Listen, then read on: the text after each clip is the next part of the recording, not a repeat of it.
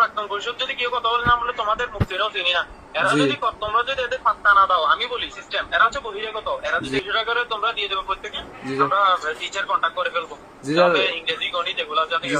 আমাদের হেড স্যারের দরকার কি? পরীক্ষা দিবে তোমরা, আমরা দেখবো, আমি দেখবো ব্যক্তিগতভাবে হলে কি করা লাগবে। আমি গতবার আমি না হলে জিজ্ঞেস করে দেখি কে করছে। স্যার বলেছে সায়েন্সের, সে আমাকে এখন কল দিয়েছে, সে বলতেছে মামুন ভাইয়ের সাথে দেখা করতে হবে।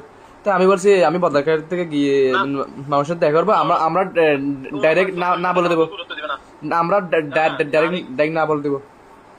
এখন না বলে দিলে তো ব্যবস্থা করবে। আমার কথা হচ্ছে তোমাদের সুযোগ নিতে। এখন তো তোমাদের 2-4 জন এক করে ম্যানেজ করবে, বুঝো নাই? এদের কথা অনুযায়ী গেলে ওরা বারবার সুযোগ পাচ্ছে মেহেদি। ওদের মাধ্যম থেকে কিসের ডিলিংস? তোমরা কথা বলো সরাসরি সাথে সাথে। এখানে কিসের প্রাক্তন পরিষদ? তোমাদের প্রাক্তন পরিষদ দরকার আছে না? তোমার সাথে সরাসরি কথা বলো, কোনো কিছু দরকার আছে না? হেড স্যারের সাথে বলছো যে আমাদের প্রোগ্রাম স্কুলের স্টুডেন্ট শেষ। এখানে প্রাক্তন পরিষদ যদি কেউ কথা বলে না বলে তোমাদের মুক্তিরাও চিনি না। এরা যদি তোমরা যদি এদের পাত্তা না দাও, আমি বলি সিস্টেম, এরা হচ্ছে বহিরাগত। এরা যদি এখানে ইনভলভ হয়, কেউ কোথাও পাত্তা পাবে না, আইনি ভাবে এখানে কথা বলে, এরা দালাল হিসেবে স্বীকৃত হবে। আমরা তো পোলা বাইনদেরকে মূলত উৎসাহ নেই যে এবার তো সব বলে দিব। এখানে কিসের প্রাক্তন? এদের না মানলেও কি, তোমরা না মানলে কি এরা কিচ্ছু করতে পারবে না। সোজা সাপটা কথা, স্কুলে যদি ওই স্টুডেন্ট না আসে ওই প্রোগ্রামে তোমরা যাবে না। সিম্পল বিষয়, বাদ হিসেবে আমরা দেখো। এমনি তো হলে সাপোর্ট লাগবে পোলা বাইনদের, আর টাকা পয়সার বিষয়ে ওটা তুলে রাখবা। 200 টাকা করে তোমরা দিয়ে দেবো প্রত্যেকে, আমরা টিচার কন্ট্যাক্ট করে ফেলবো। ইংরেজি গণিত এগুলো জানি। আমি স্যার এই সব ছেলে মেয়েকে আমি বলে দিব স্যার 200 টাকা তার তুলে প্রোগ্রাম না, প্রোগ্রামের হিসাব বাদ। তোমার দরকার হচ্ছে পাস করতে হবে। 200 টাকা করে তোমরা নিয়ে আসবা। এটা হচ্ছে আমরা হচ্ছে হলে টিচার কন্ট্যাক্ট করে ফেলবো। ঠিক আছে। আর ওই যে স্যারদের স্কুল একটা কিছু দেওয়া থাকে না প্রতিবার, যেটা দেবে বেস ভিত্তিক, ওটা যদি তোমরা দিতে চাও সেটাও পরামর্শ করবে কি দেওয়া লাগবে সেটা আমরা দেখবো। কোনো স্যারকে দিবা না, ব্যক্তিগতভাবে আমাকে দিবা না, আমাকে দিবা যা লাগবে।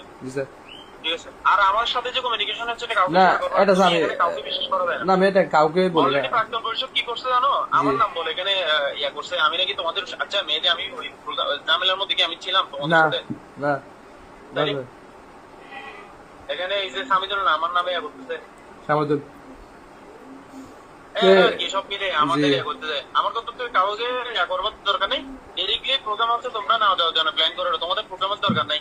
তোমরা হচ্ছে না, আমাদের যেহেতু কোচিং বন্ধ করছে, প্রোগ্রামও দরকার নেই, বিদায় নেওয়ার দরকার নেই। সোজা সাপটা হচ্ছে আমরা পরীক্ষা দিবা। আর ওই যে হলে দেওয়ার জন্য একটা ব্যবস্থা করো। ওই টাকাটা তুলে ফেলতে পারবে না? আমরা হল, না ওইটা হলে ভালো হয়। সিম্পল, এটা বিদ্রোহের মধ্যে সবাই ইয়া করে ফেলো। আর কে কন্ট্যাক্ট করে দিবে না দেয় সেটা বলার দরকার নেই। কোন স্যার বলে দিবে সেটা আমরা টেকনিক্যালি করবো। স্যার ওই 200 টাকা তুলে ফেলো, আগে পাস করার দরকার। এগুলো তাহলে আমি যে 200 টাকা এটা বলে দিই, তারপরে তাহলে না বলে আমরা এখানে একটা আলোচনা করছি টিচার কন্ট্যাক্ট করা যায় কিনা 200 টাকা করে করবো। তাহলে স্যার এই আমরা তাহলে আমরা বলবো স্কুলে পুরাবেন না আসলে আমরা বিদায় নেবে না। এটা আগে ঘোষণা দিবেন, আগে চুপ থাকো তোমরা। 6 তারিখ ঘোষণা দিছে না স্যার? 6 তারিখ প্রোগ্রাম করবে, 6 তারিখ তো সব পোলা বাইনে আসবে। 6 তারিখ বলছে। আর নতুবা ঘোষণা করে দাও স্কুলের, তোমরা যদি স্কুলের স্টুডেন্ট এমনিতে বলে। এখন মূল বিষয়টা হচ্ছে মামুনদের সুযোগ দিবে না, প্রাক্তন পরিষদকে কেন গুরুত্ব দিবা তুমি? এমনিতে বলে দাও, না বলে স্কুলের শিক্ষার্থী ছাড়া আমরা বিদায় নিব না। সিম্পল বিষয়। সেখানে কে বলছে না বলছে এটার দরকার নাই।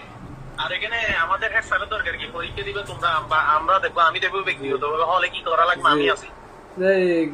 পাত্র শিক্ষার্থীর ছেলে বলতেছে, কয়েকজন বলছে যে মধুসার নাকি আমাদের হল রুমে গিয়ে আমাদের নামে ইয়া করবে, সহযোগিতা করবেন আমাদের নামে নাকি পরীক্ষার মধ্যে। গতবার আমি না হলে জিজ্ঞেস করে দেখি কে করছে।